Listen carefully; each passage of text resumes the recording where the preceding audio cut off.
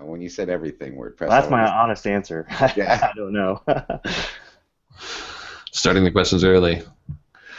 Hey guys, welcome to episode 102 of WP Roundtable. My name is Kyle. I'm from a company called Real Big Marketing in Jackson, Michigan. We do WordPress stuff for clients and build amazing things. And I'm happy to be here with you guys today on this beautiful, beautiful spring day. Mark, how you doing this evening? I am doing spectacularly awesome because the weather is nice here in Milwaukee, Wisconsin, and we have grilled out on the deck a few times, and life is good. Such a nice deck too. Yeah, it's grown since you were here, Kyle. Really? Well, it's been fleshed out a bit. Yeah. Oh, cool.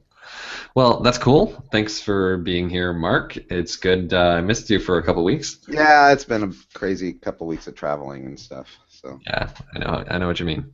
I am back from a weekend in Chicago, preceded by a weekend in San Diego. So really happy to be getting some work done at home and recovering. But tonight, our show is all about our special guest. Today we have with us Mr. Frankie Jarrett. He is an engineer over at GoDaddy. So how you doing today, Frankie? Doing great. Yeah, thanks for having me, guys. I appreciate it. I'm doing good. I'm in Kansas City, Missouri, just outside the KC Metro, and this is where I work. I work from home. And weather here, since we're talking about weather, it's getting better. It's muggy, though. It's like really humid here in the Midwest in the summer. Isn't that what Midwesterners always talk about, is the weather? Well, what is there to talk about? The cornfields? I don't know. Well, when I lived in California, we never talked about the weather, ever. It was just hot. I mean, it was a given. California is beautiful, right? And then when I moved to Wisconsin, it was amazing to me how everybody really, it is truly a conversation starter. Oh, it totally is, and it's always different. That's what we always joke about, is like you don't wait like the weather. Yeah, wait 5 minutes. Yeah, wait 10 minutes or Midwestern whatever. thing. Yeah. Every city in the Midwest has adopted that. Except they all think it's their own. Yeah, exactly right. Awesome. Yeah, it is one of those funny, like, ultra safe topics. But Midwesterners, yeah, we do definitely indulge in that. So are we all Midwest? Are we all Midwesterners? Yeah, I'm in Milwaukee, and Kyle's in Michigan, and you're in Kansas City. Yeah. Crazy. Right. Yeah. Maybe that would be a great podcast of just like talking about the weather. That'd be hilarious. It would get downvoted for sure. It would be great to have like a green screen behind us and start doing, this thing, and yeah, and we have like a cold front and all that crap. I actually don't pay attention to the weather. I ask Alexa every day, "What's the weather today?" She tells me. I dress accordingly. That's it. What's the weather in my office like today? Yeah. And by the way, that's the only thing I use Alexa for, so that was money well spent. All right. So let's get on with the show. We are excited to talk with Frankie. I've been looking forward to this episode for a long time. Talked with Frankie quite a while ago about being on the show, and we've talked about some things that would be good and fun to discuss today. I didn't have time to dig out one of my GoDaddy t-shirts from my drawer, but I am wearing a Media Temple shirt, so it's close. I've got my GoDaddy. Pretty close.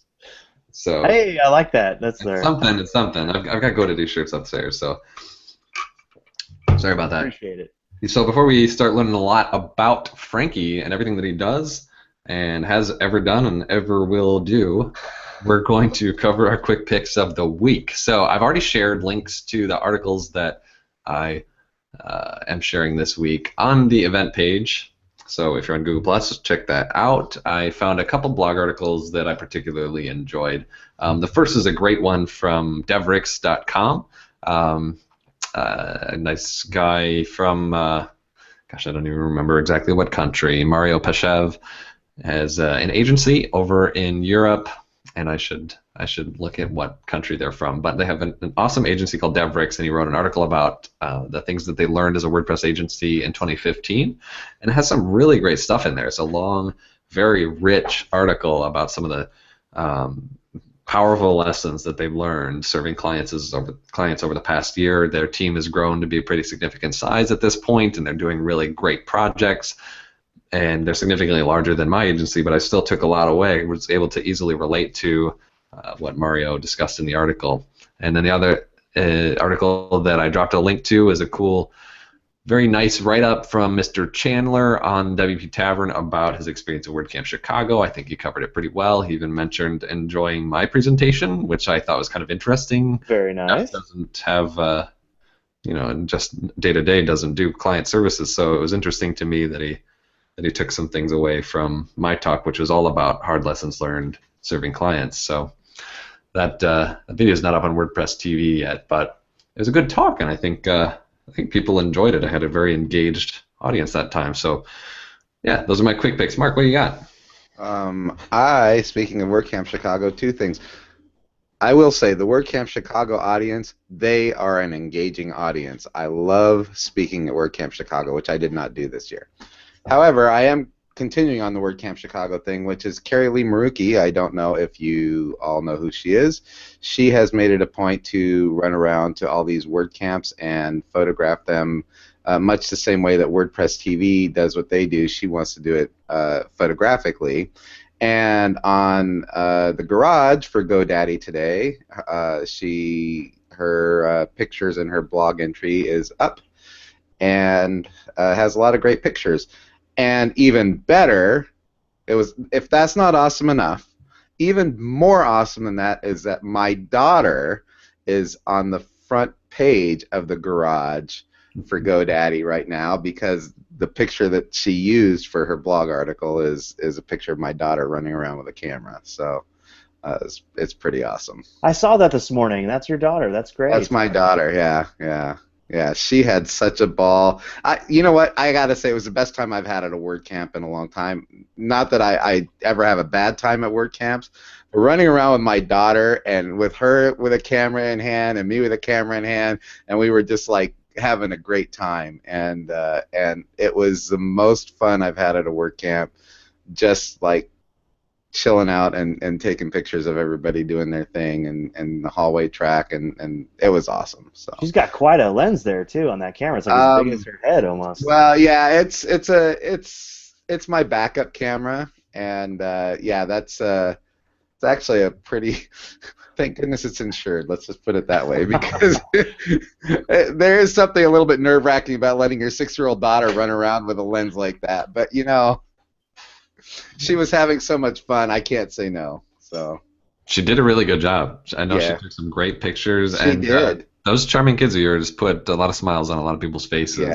Yeah. You guys are going to start seeing a lot more of those kids at WordCamps because they're getting older. So, and Frankie, you'll see at least 1 or 2 of my kids at Kansas City again this year. So. Hey, all right. I will be there. I'll be speaking this year. Awesome. I will be too. I just got a notice that I'll be speaking as well. So. Let's hang out.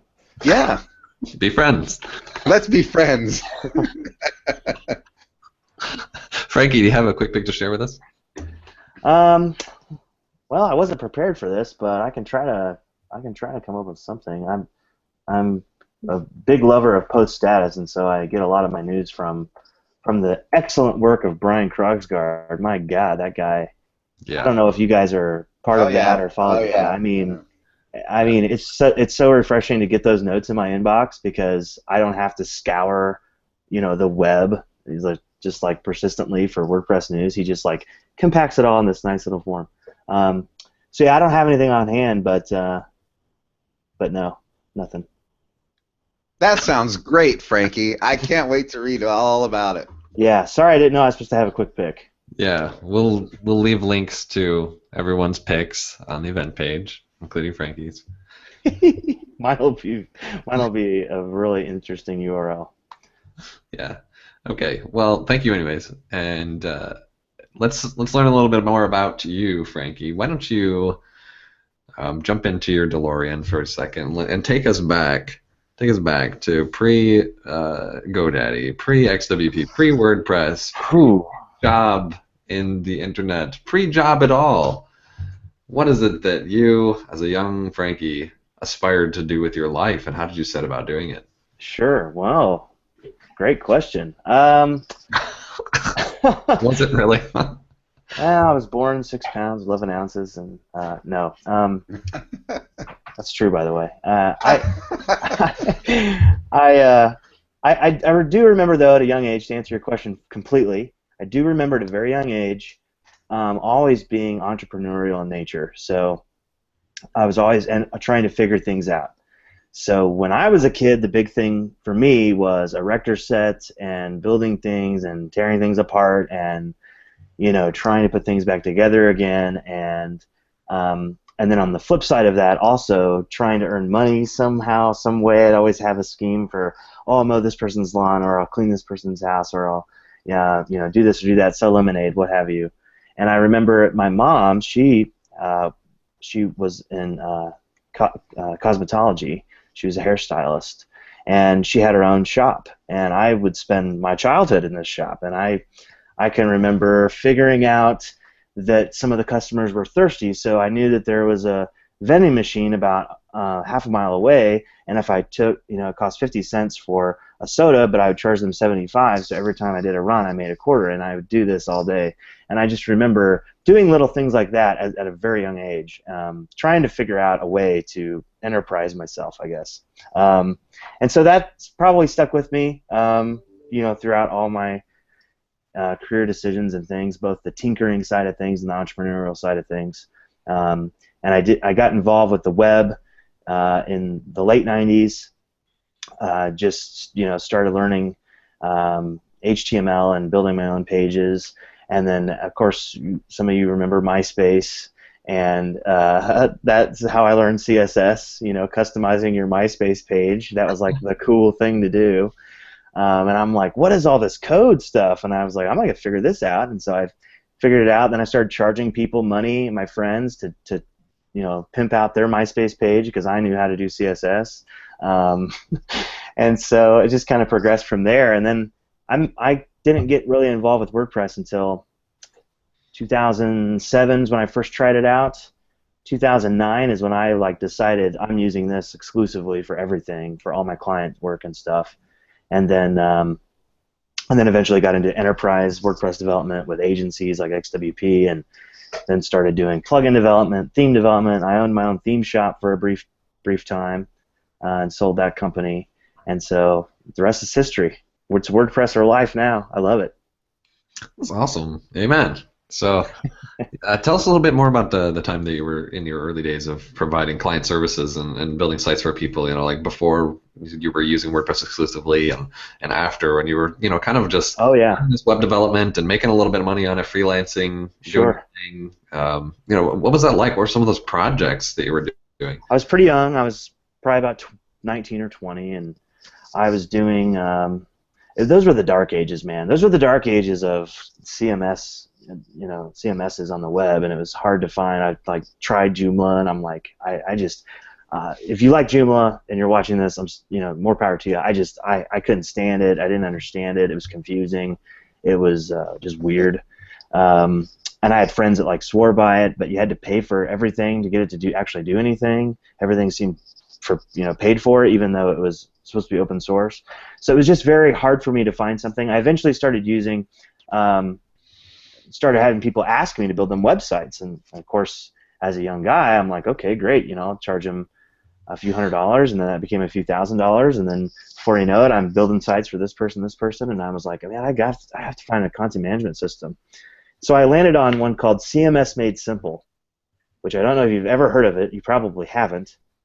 And it's an open source content management system in PHP that uses Smarty tags, which are a way of doing templating engines in PHP, and there's a small just community on the forums online that works with it, and it was created in Europe, and I got involved with that and built a lot of sites on CMS Made Simple, and but then eventually it was the community, it was the lack of community that just I had to jump ship.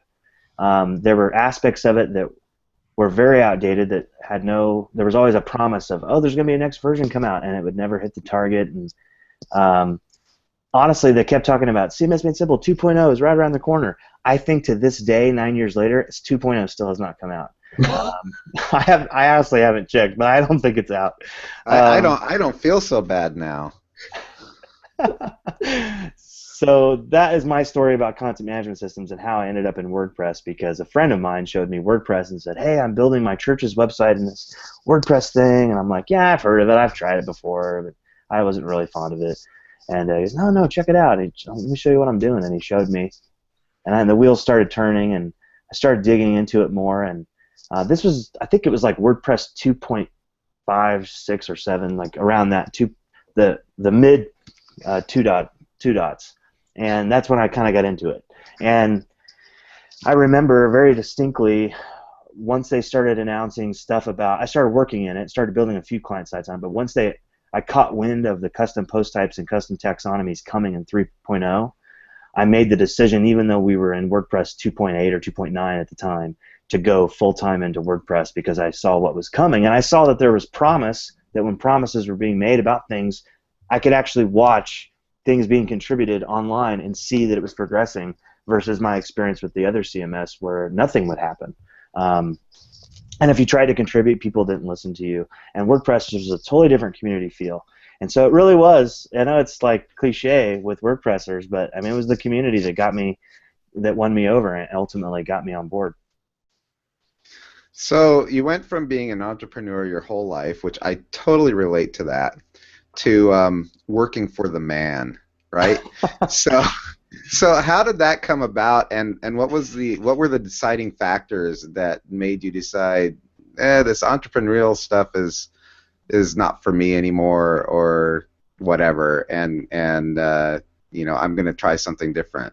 Sure, great question. Yeah, so I ran my own. It's really funny, the back and forth that's going on. So I started off doing freelance, started off doing my own, had built up a large client base, and then a local IT company here where I live wanted to hire me to absorb all the clients that I had and start a new division at their company for web design. I thought, well, this is great. I'll be able to hire some more people and have some help, and it won't just be me doing all the billing and everything. I can just focus on delivering a great product for each client. I like going out and selling, so I sold the sites and I built them, I architected them, and all that.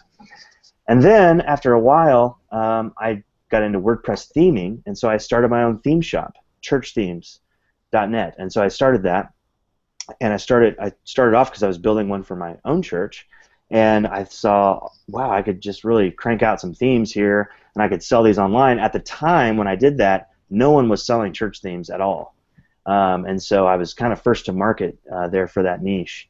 And so I left that company and I went and did my own thing again. And then XWP actually found me because of church themes and said, hey, we'd love for you to come work for us. And I said, okay, well, as long as I can keep doing this. And of course, the owner, Dave Rosen, if you don't know him, he's a wonderful man.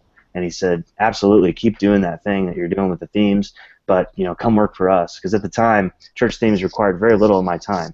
It just kind of made money. I supported it, but it wasn't that much effort. And then, fast forward, through X Team, and they actually allowed me to kind of enter into the entrepreneurial spirit while I worked there. So the last year that I worked there, I worked on a plugin called Stream, which was an activity logger for WordPress. It came up because some of our enterprise clients, they didn't have any audit history. There was no audit tracking capability in WordPress to show what had been done for a logged-in user. And of course, in the enterprise world, that is like big no-no, big faux pas. And there's nothing in WordPress that does it. So we started building it. I built a proof of concept. Before you knew it, we had a plugin, and I kind of ran away with that. Started doing a lot less client work and started focusing on product. And Dave, just being a great guy, just kind of said, "Here's a torch, run with it," and he allowed me to do that. And fast forward to today, why I'm moved to GoDaddy is really one word, which is just opportunity. I mean, we're talking about one of the largest web hosts in the world who, before recent years, was really not engaged with the WordPress community and has taken major steps to become really involved, but yet didn't have very WordPress-focused development teams. And so I just saw opportunity written all over it, and I thought, you know what?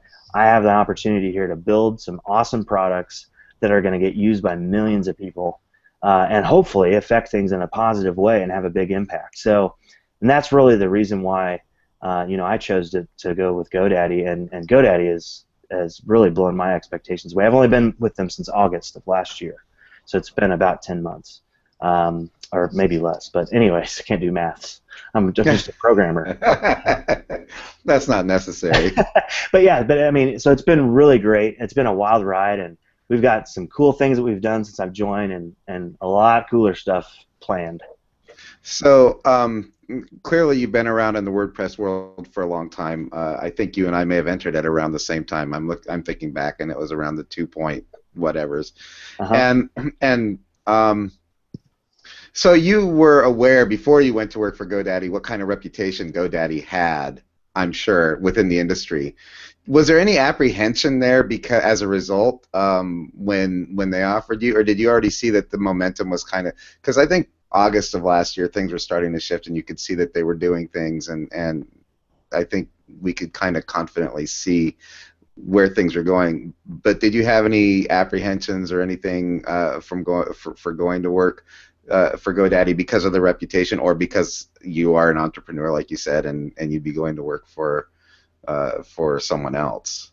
Definitely, it was definitely an interesting dynamic. Had long conversations with my wife and friends, and what should I do here? Because they did contact me, and my initial impression was just that. I thought, well, there's a lot of stigma here from personal experience. And I was a domain customer, and always have been, really. I've had all my domains through GoDaddy, but never a hosting customer, never in my wildest dream would I ever imagine that.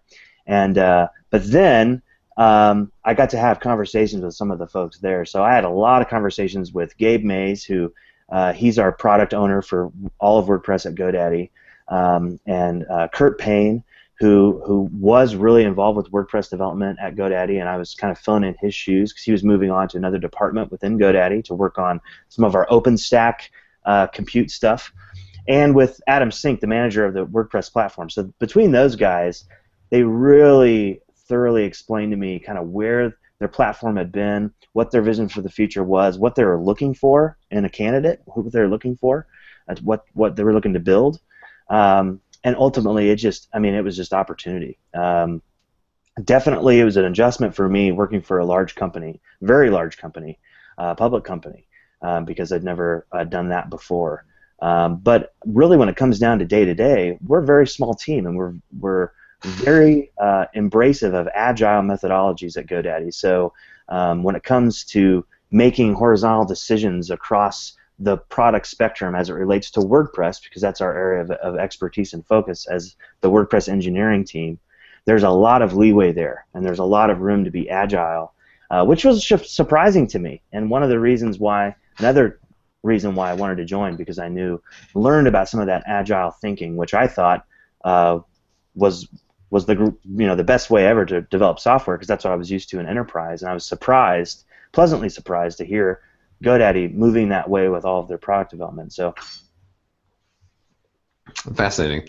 Yeah, I think honestly, like, I've been in our industry, for a little while, and GoDaddy is just a huge part of this industry, and I kind of believe that, like, the reinvention of GoDaddy is like one of the craziest stories that there are in our space. Like, truly, like, reinventing themselves. A company that huge, and the drastic change that they've undergone has just been fascinating to watch. Truly fascinating. They're like a totally different company, but they're so big. It's crazy. Like, it's so easy for a small company to do that. It's nothing. But for a company as big as GoDaddy to reinvent themselves, I've talked to some other people who have more inside knowledge than I have, and I don't know details or anything, but it would be easy to assume from an outside perspective that people within GoDaddy determined that we need to reinvent ourselves because maybe we're struggling or things don't look good or this or that, when in fact the reality is, as I understand it, this reinvention came with great sacrifice, and the change in the image resulted in at least in the initial stages, significant losses in revenue, and it was a very painful reinvention to get them back up where they wanted to be. So I don't know how much you can speak to that, or Sure. just what your take is generally on like the reinvention and how much it cost the company, how hard it was to go through. Are they on track? Is everybody happy with the reinvention? Are they going where they wanted to go? Sure. Yeah, a lot of that specific stuff that you're mentioning was pretty far before my time. But certainly, I think it was the reinvention stuff. It all starts with Blake Irving, the new CEO of GoDaddy, who joined just over 3 years ago. And when you start, deconstructing all the stuff that's happened, it goes back to that point in time when the vision for GoDaddy clearly changed, and it changed not just image stuff or marketing stuff, right, or commercials. Those things have changed and changed quite drastically. But also just the focus of the company is on the customer. And that's so refreshing as a product developer, engineer, to know that actually when we write user stories, when we are putting the user's experience first, that is actually how we make decisions at a company. So when we do that, we're fully supported. We're fully supported from the top down in making those kinds of decisions. And that's really the crux, I think, of the change that's happened, is that we want our customers to be successful. GoDaddy's in a position right now where we own the small business market, the very small business, the business with 2 or less employees, where the person is trying to get something off the ground. The person has an idea. They have this dream that they want to build, and they need products and services to help that get done, and they need it done at a very high quality and at a very good value. And that's where GoDaddy is filling the market like no other company in the world. And stepping out into different markets too is something that GoDaddy has done. Since we went public last April in 2015, is going into all these international markets, one language market at a time, and seeing huge adoption rates in those countries. And so, really, just taking a successful model for the customer that we've developed over the last 3 years, and now starting to replicate that for other markets and fine-tuning that for each individual customer in those regions and in those languages has really, I think it's going to speak a lot to the future of GoDaddy and where we go as a company. But ultimately, the success of GoDaddy will hinge on the success of the small business, and I think that's not something that I'm coming up with. This is the vision of the company, and it's very clearly articulated to all of us. And it's something that, hey, if you want to be a part of this team, if you want to be part of making a great, successful company, you've got to be behind that. And so that comes from Blake. Amazing. Thanks for that insight, Frankie. I appreciate it. You bet. So, freelance developer, agency, small agency, mid-sized agency, large agency, theme developer and theme store owner, plugin developer, working on big plugin projects, working at a hosting company. You've basically done it all. Well, when you say it like that, Kyle, I guess you're right. You've covered just about all the bases that there are in our industry, in the world of WordPress. I haven't been a podcast host yet. I wouldn't have thought of that.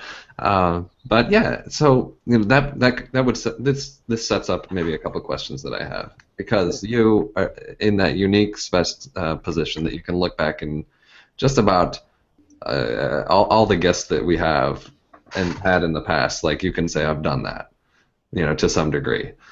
And so speak to this one perspective at a time. The perspective of a developer writing production projects, producing work, and looking back at all these roles, from hosting company to owning the theme store, creating products for people, doing services, small agency freelance work, big agency enterprise work. You've been on all those places, writing code. What's the difference, between all of them, and what are some of the bright points that really stand out to you? Sure. I guess maybe the biggest differences are just the audiences. Because as with any engineer who's out there, trying to make a great product, it's just important that we know who our audience is. And so, I guess with all those different roles that I've been involved with, the audience has always been a little bit different. Whether it's a local, something I'm building locally for someone, or a obviously when you build a theme or a plugin, you're developing a product that other people who develop sites or build sites for folks are going to consume. So obviously your user changes there, but it still has to work for their users. So you're almost got a dual user purpose with when you start doing product. Then you start getting into agency work. You start getting into all kinds of scale. You start dealing with issues where you don't have 50 news articles, you have 500,000 news articles. You're not dealing with a few thousand comments, you're dealing with a few million comments. And WordPress, for better or worse, has always had this thing about scaling that's been a challenge, especially when it comes to content. So there's definitely different, there are different things to keep in mind when you're engineering, those types of projects. And then going into hosting, it's kind of a blend of everything because you've got scale issues because you've got millions of customers. GoDaddy right now, we just crossed the 14 million customer mark in Q1, and we've got themes and plugins, that we have to keep running on our platform. We want to release plugins that other people can use on our platform that are actually authored by GoDaddy and open source to anyone to use that we think are beneficial. And then we've got web pros who use GoDaddy's products like Manage WordPress, and they want to use it to build their client sites. And so not only will maybe we make a plugin or two for them to use, but then we're also supporting the infrastructure and the platform behind that. And so there's a lot of blending with all those things, and I think if I had to pick something that's a bright point, it would be throughout all those different perspectives, staying true to the WordPress ecosystem standards of quality and the WordPress community spirit of anyone being able to contribute as far as on your team, not becoming isolated, not becoming I know what's best and I'm always right, but having a team mindset. That's something that's ingrained in the WordPress community, and I think it's always been the case. Every step along my journey in WordPress engineering has had that community spirit and being passionate about WordPress as a platform.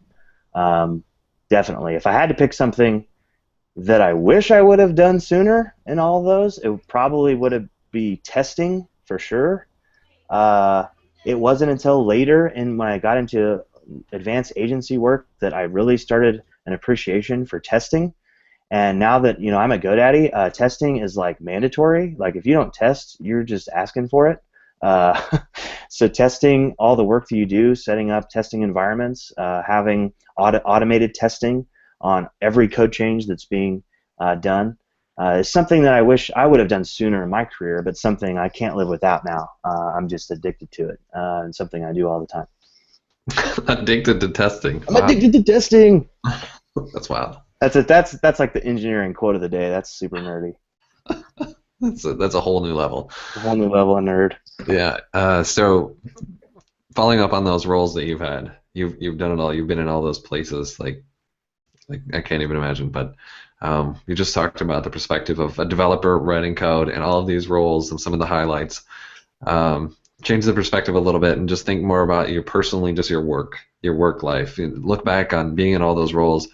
What stood out to you as being fulfilling, where you said, I was happy doing that, I was proud of my work, that was really a fulfilling job, and the situations that really gave you a good work-life balance, scaling from a single solopreneur up to a company of thousands.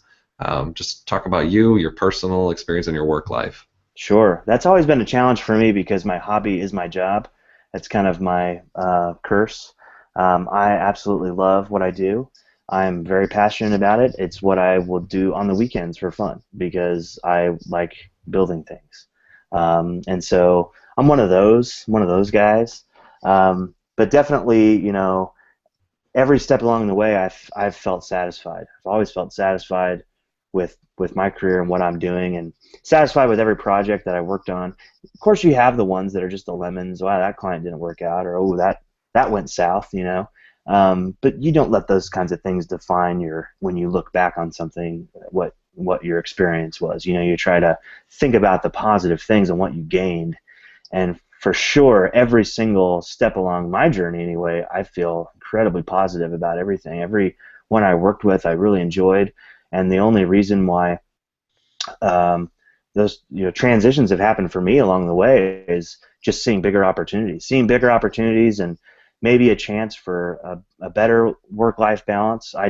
My wife and I had our first son last year, and he's 14 months old now and running around. I've got another one on the way, and another boy due in September, and so definitely, I have to find that balance because it's important. Family first, all the way, and so, but you definitely appreciate being at a company like GoDaddy, and I'm very happy where I am now because work-life balance is a huge part of the company. In fact, to some degree, it's mandated. I mean, we have to be accountable for, hey, are we taking time to spend time with those that we love? Are we being active? Are we staying fit? Are we doing what we're passionate about? One of the company values is live passionately, and so those are the things that I look for in a company, and I'm really happy where I'm at. And I've had that at other companies, but all I can really focus on now is where I'm at, and I'm super happy about it.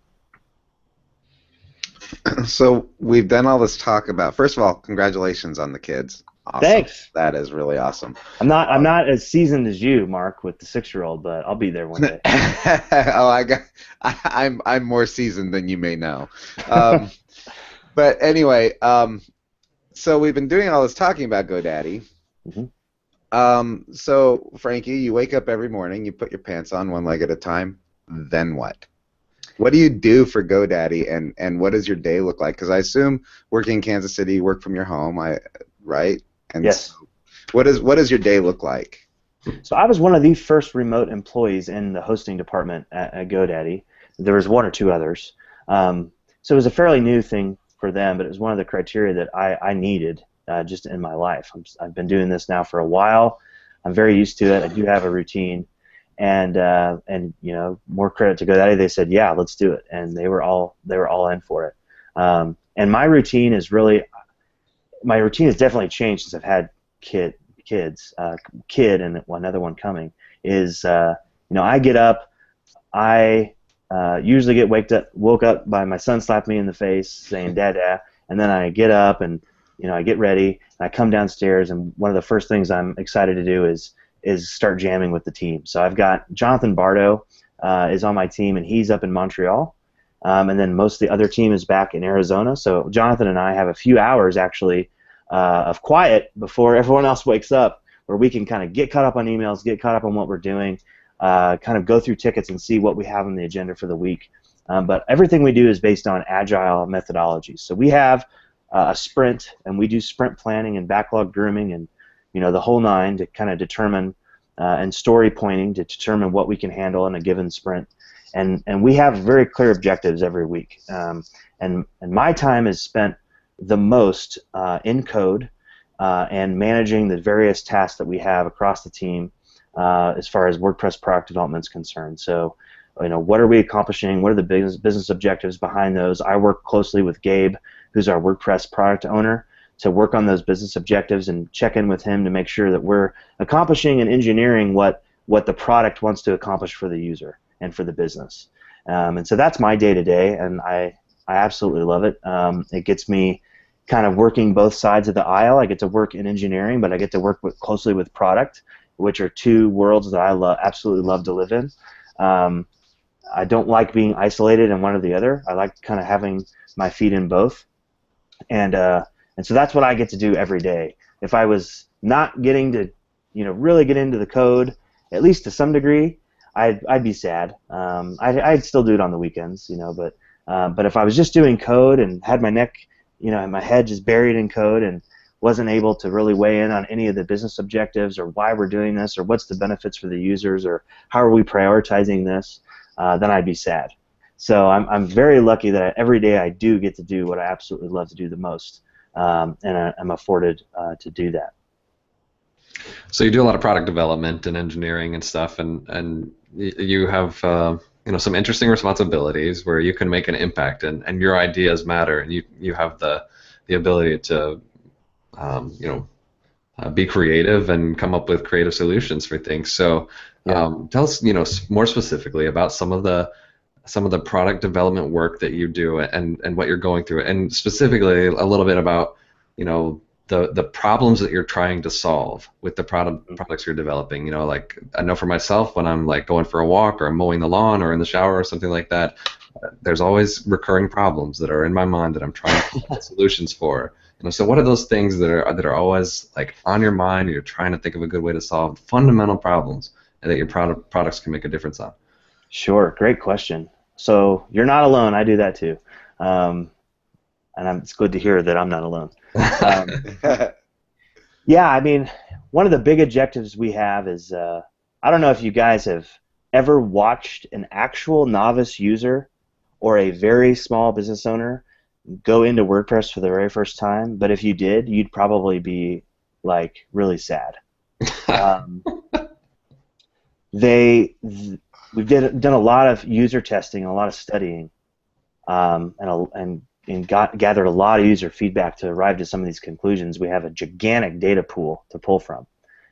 And what we found is that users, when you drop them into the WordPress admin, they have no idea what to do. They want a website. And so this is one of the huge challenges that we've been tasked with as a WordPress development team, is helping to onboard these very novice users into WordPress. They don't want WordPress. You and I want WordPress. They want a website, man.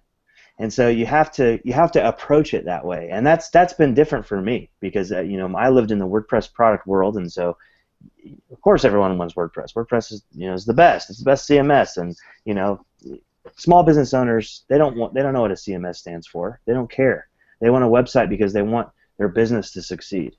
And so having that lens on when we do this stuff has been helpful, and the tangible way in which we've tried to solve this problem is developing some tools in-house at GoDaddy, so that for instance, when you get managed WordPress today at GoDaddy, you'll actually be confronted with the question, do you want help with this or not? And if you don't, you just get vanilla WordPress, WordPress, WP admin, no frills, just the normal thing, just running on a super fast, lightning fast platform. But if you do say you want help, we help guide the user now through some of those things. Little things. What's your site title? What's your tagline of your site? What type of site do you want? Do you want a standard website, or would you like a blog only, or do you want an online store? What type of industry are you in? Are you a restaurant? Are you a handyman? What do you do? Asking those questions to kind of guide the user through an onboarding flow that they can understand. Oh, this is my information. Yeah, this is what I want. I'm telling you, GoDaddy, what I want. And at the end of it, giving them a really great-looking, complete website with all the things they wanted, tailored to their industry. That's our end goal. And then they can click a button. They can see the preview, click a button, and we install that on their WordPress site. We give them that theme and the plugins they need, and even starter content where they can fill in the blanks and put in their information. So that's kind of where we're headed. And we're going to keep iterating on this kind of experience. We've done 2 iterations so far.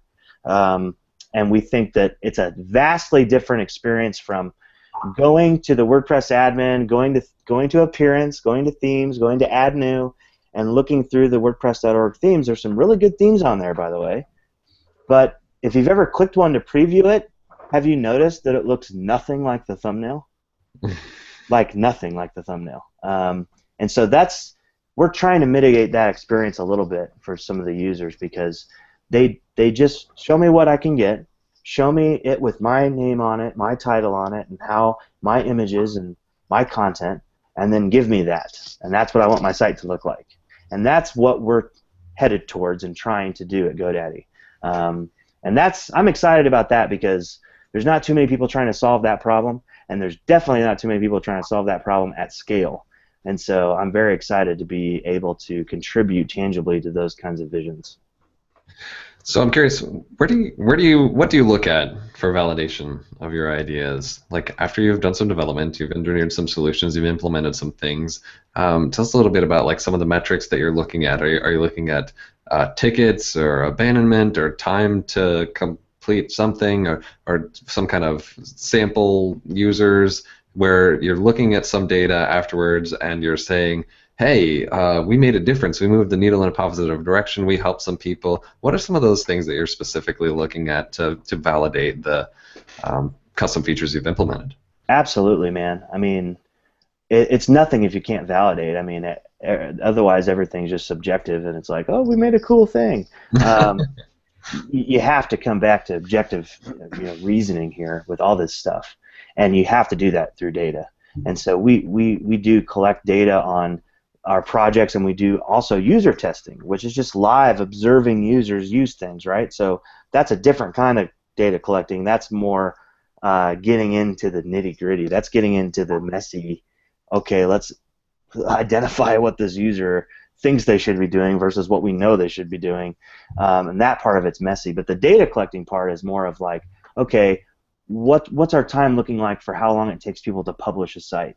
And by publish, I mean, get their content live, get their content online, share that with their friends. And so those are the things that we're looking for success. And so far we're seeing those things tick up and up and up the more we help users onboard onto WordPress, because no longer are they getting WordPress, stumbling through trying to find a theme, stumbling through how do I add pages, stumbling through what the hell is a permalink, and giving up and going, getting using another GoDaddy product like the drag and drop site builder. No more are we seeing that. When we start doing this onboarding stuff, we're seeing more higher numbers of customers staying with WordPress, continuing to try to publish new content and get their venture off the ground. And so those are some of the things we look at: publish times, user activity. Are they logging in a lot? Are they not logging in? Are they staying away? And so far, every time we make an improvement to onboarding, we're seeing this stuff. We're seeing the needle go up, and so that's a good sign for us. That's exciting. That must be so cool to look at that and feel like you're truly making a difference for a lot of people. Indeed, it is. Yeah, and probably inspires even more ideas. Let's talk development a little bit. Sure. Walk us through some of the tools that you use on a day-to-day, you and your team, to just get work done, to get code out there. What's your setup look like? Man, we all use different IDEs. We got some jokes on the team about IDEs because every developer's got their own little flavor, and we all give each other a hard time for not using the IDE that we use. I'm a Sublime Text guy because I am bare minimum. Simple. I knew I liked you. I knew I liked you. See what I mean? It starts getting super tribal when you start talking about IDE. PHP Storm is where it's at. Jonathan, my friend, good friend Jonathan, you would get along famously. He's all about IntelliJ and his PHP Storm. But IDEs aside, there are some commonalities on the team. We use Slack for daily collaboration and communication. Being distributed, being remote, we rely on it constantly to be not only to talk with one another, but to be alerted. So using all the integrations that we can, whether it's commits coming through GitHub or Jenkins doing automated testing builds of every one of our commits or pull requests, so we can see if things are redlighting. Thankfully they almost always green light, and then getting alerts about different news in the community or WordPress releases, things like that. Make.org, make.wordpress.org, getting announcements about core things. We use kind of Slack as our epicenter. But then as far as development tools, we are all about testing. So something that I'm very passionate about, that I would like to get other developers in the WordPress community passionate about, is this idea of automated acceptance testing. And we use Codeception, which is a popular BHAT style, spoken word testing framework for PHP. So you could say, you have an object that's the letter I, and you say I click on this element, and I should see this, and you have this just basically spoken word almost style of testing that you write out, and you can basically define your acceptance criteria in really easy language. And then you can set that up so that it runs on Jenkins or Travis or some kind of continuous integration system to automatically test all that code, build that code, and alert you if anything goes wrong during those sessions. And then additionally, you can use tools like Browser Stack is what we use. There's some other ones out there where you can run those acceptance tests on various browsers on various platforms. So I can run it on IE7 on Windows XP, and I can run it on the latest and greatest Chrome Canary on OS X Mavericks, and I can have the automated tests run on both of those environments with browser stack, and it allows us just to get some really great coverage. Unit tests are what you hear a lot about in the WordPress development community. Unit tests are absolutely necessary.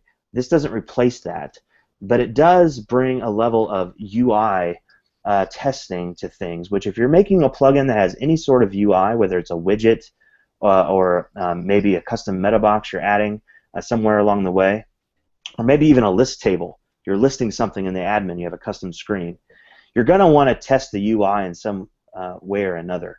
And some other benefits would be being able to test in multiple languages. So if I want to make sure that all my translations are there, I can run this test in English, in Spanish, in French, in Japanese, or whatever we're supporting at the time, and make sure that the experience is the same across the board for all those different markets. And so that has been a really important piece of the puzzle for us. And unfortunately, there's not a whole lot in development around it in the WordPress community. There is some. We do use a plugin from 10up called WP Codeception, and I highly recommend folks go check it out. And that's what we use, and we kind of build upon that. And just finding other plugins that use Codeception, I think, is big for developers these days, because it's a little bit behind. Sometimes it can be tricky, and there needs to be more progression around Codeception testing in WordPress plugins. But the more developers that get behind it, the more we can all kind of contribute to making those tools better. And I think that's going to happen within the next few years. I think more people are going to get on this train. Really?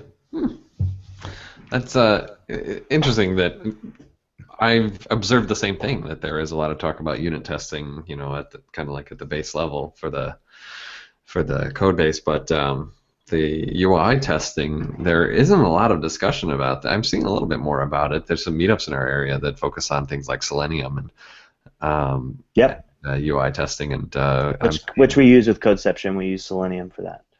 Yeah. Some of my other friends do a lot of that actually at other hosting companies, and I'm seeing some WordCamp talks pop up here and there in our area about UI testing a little bit. So it's like on the radar now, but I honestly had never even heard of it more than a year ago.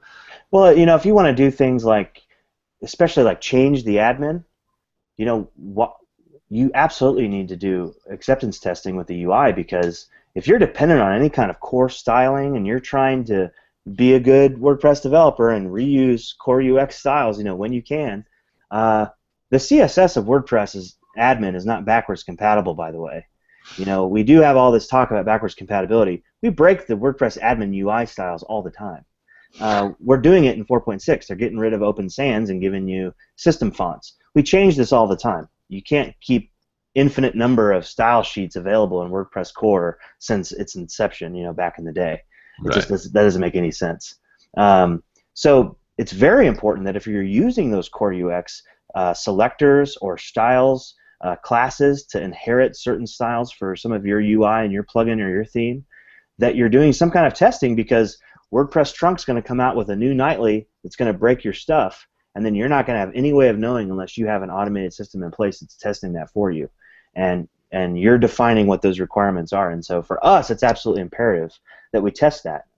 We do not want our users telling us something's broken. We want to be proactive when we have so many customers that rely on us to give them a great product, that we're on top of that stuff. And the only way to do it that I know of is to write automated UI acceptance tests. And it's helped us. It's saved our butts so many times.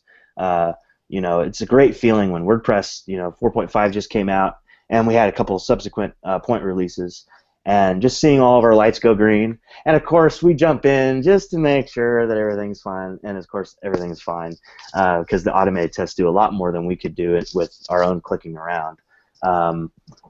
And it's just a great feeling to know, okay, all of our stuff, it works with all the latest WordPress builds, and we get those. It's definitely, as a developer, you sleep great at night when you've got green lights. Right. Yeah. That's awesome. So, for anybody who might be watching and is like, oh, what's this acceptance testing, UI testing? Is that for me? Is that something I should be doing? Can you speak a little bit about the situations where you think, hey, you really need to be looking at acceptance testing. To whoever might be listening, who is that? What's their situation? You're a plugin developer and you've got custom things in the WordPress UI. You're a plugin developer and you are putting things on the front end of people's website. Maybe you're a shopping cart. Maybe you're allowing people to put shortcodes in their pages, and they're displaying things like tables or graphs or something on the front of their site. And you need acceptance tests because you want to make sure that that works good with a bunch of different themes. So you choose all the 20 themes, 2016, 2015, 2011. That's what you usually test with when you're testing manually. But what you're not doing is you're not going through the WordPress.org repository or checking the GoDaddy Hot 100 list and getting all the top themes that are out there and being used right now and making sure that your plugin on the front end works good with all those. With automated acceptance testing, this is an automated thing. This does not require you to go around and click around and install a bunch of themes. You simply define these requirements. You have your plugin automatically installing all these themes that work with your plugin, and go in and put those shortcodes on those required pages and set those settings and go on the front end of these sites and make sure that it's loading properly and things aren't broken and things aren't wrapping incorrectly and styles aren't being incorrectly overridden by the theme. The theme, maybe using important tags or something, some cardinal sin like that that's destroying your plugin for users. All of those things you should be doing as a plugin author if you want to create a world-class experience and you're being proactive about the experience of the user. If you're content with being reactive and not doing all that work for doing the testing and just deal with problems as users report problems to you, then that's the flip side. But if you want to combat that, if you don't want to live a reactive life, to that kind of user feedback, and you want the user feedback you get just to really be positive instead of, hey, this is broke, this is broke, this is broke, then testing is something that you should definitely consider, especially UI testing. Really well said. That's my sales pitch, man. I was trying to sell it. You sell it well. Nicely done. Nicely done. That's going to be what I refer back to if anybody asks me about it. Just, you got to watch episode 102, and Frankie's going to enlighten you. I appreciate that. So we're getting down to the wire here, and really, really loving the stuff you got to share, Frankie. This has been amazing. Just got a few more questions for you before we wrap up. All right? Sure. So what's on your calendar this year? What kind of events can somebody potentially bump into you in person at, of any kind? Totally, yeah. I'll be doing some traveling this year. Already this year, I went to Pressnomics and I went to WooConf last month. They were fantastic events. If you haven't gone before, be sure next year to check those out. And I will be this year at WordCamp Kansas City, which is June 10th through 12th. And that's my hometown, and I love WordCamp Kansas City. We're going strong for many years, and I'll be speaking on creating custom WP-CLI commands. So if you're a plugin author and you're interested in how do I leverage the WordPress command line interface, and how can I maybe expose things my plugin does to the WP-CLI project, that's what I'll be talking on. And then I'll also be at WordCamp Europe at the end of June, and I'll be speaking there on how to get started with plugin development. So if you are really new to WordPress plugin development, you don't know where to start, maybe it scares you, we're gonna code a plugin live in 10 minutes, and I'll show you that it's actually not that hard, and hopefully inspire some folks just to get more involved with plugin development. And then I've got kind of a break. I'm going to be on paternity leave. I've got a little one coming in September. But I do plan and hope to be at WordCamp US in December in Philadelphia. Fantastic. That's exciting, man. That sounds like some pretty cool stuff. Not the least of which your second child coming. Yeah. I know, right? It's like awesome, awesome, awesome, awesome. You have a name yet for the second one? Yes, we do. We got a name picked out, and if I told you, my wife would kill me. No, I would not. Believe me, I would never put that kind of pressure on. You could instant message me or whatever, but we'll definitely announce it the day of. We do the thing. Some people do it different, but we do it where we don't say his name until he's here. Yeah, it's one of those good luck things, right? More like there's nothing you can say about his name now because he's already here and you got to learn. Right, yeah, that's for sure. Yeah. Oh, man. I love it. So, Frankie, do you have any cool suggestions about somebody that I might invite to be on a guest on the show in the future? Oh, man. Well, who haven't you interviewed, guys? You guys have been around forever interviewing all kinds of awesome people. I feel last on the list here. You guys have gotten everybody. Man. We're just getting started. Just getting started. That's a really good question. I know that you've already interviewed some of my GoDaddy colleagues before, isn't that right? A couple, yeah. Yeah, so I won't mention them because that would be wrong of me, just to self-promote. Have you spoken with Luke Carbis before? I don't. Luke know. Carbis is he's at XWP. He's an old colleague of mine. Okay. He just got done this last weekend organizing WordCamp Brisbane down in Australia. Wow. And he's a very sharp cat. I definitely recommend you talk to him. We really got to work side by side there for a while on the Stream project when we were together at XWP, and he taught me a whole lot. I mean, he's a very thoughtful developer, very very deep in thought and philosophical about everything he does, and that really taught me a lot. And so I think you'd really enjoy talking to him. Plus, he's got a cool accent, so there you go. It almost doesn't matter what he says, right? Yeah, it just sounds awesome. It's like, oh yeah, great. Speaking of former colleagues, Mr. Topher DeRocha wanted to say hello to you on the show. So I love Topher. He's my buddy. He's awesome. Yeah. All right. So we are about ready to wrap up. Is there anything else that you wanted to share with anybody, Frankie? What's coming up? How can they find you? Anything you want to plug that people should know? Go for it. Well, if you want to follow me on Twitter, my handle is fjarrett, FJARRETT, and I'm happy to talk with anybody, especially if you want to talk about WordPress. I'm all about WordPress. If you want to talk about GoDaddy or any ideas you have, I'd love to hear them. That door is always open. And really just to promote, getting involved with WordPress core. If anyone's listening and maybe you're thinking you're one of those, outliers that not really getting involved with core projects, or well, I make client sites, but I don't actually make plugins or themes that put them online for other people, or I don't contribute to WordPress core. Just because you may not feel comfortable writing code doesn't mean you can't contribute. So I just encourage everyone listening to find a way to contribute to core. It's a very rewarding experience, even if you write docs, or you help plan events, or you help with newcomers in the community. All those things are super important and shouldn't be overlooked, just thinking that code is all there is, because it's not true. And so that would just be my only encouragement to everybody. That's how we're going to keep this project growing. That's how we're going to keep it being the best CMS in the world. Right on. Thanks for that awesome pitch. Spoken like a true engineer. I'm trying to sell it, man. Yeah. Nicely done. Well, that's episode 102, folks. So that was a great discussion, Frankie. So much good stuff to share. I really, really appreciate your insight and all the great tips and your amazing experiences. Just eye-opening, really. So thanks a lot for joining us on this evening. Yeah, thanks for having me.